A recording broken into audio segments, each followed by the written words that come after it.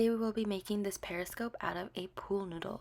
You will need parental supervision as we are going to be cutting our pool noodle with a utility knife.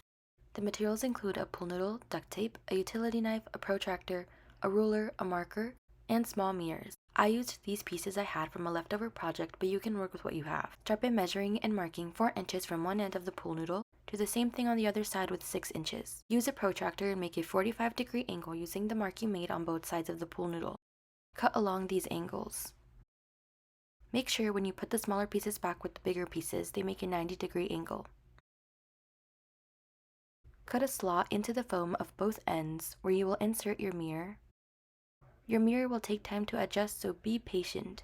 Add the smaller end of your pool noodle back at 90 degrees, secure in place with duct tape, and do this on the other end, and you're done. Enjoy, members!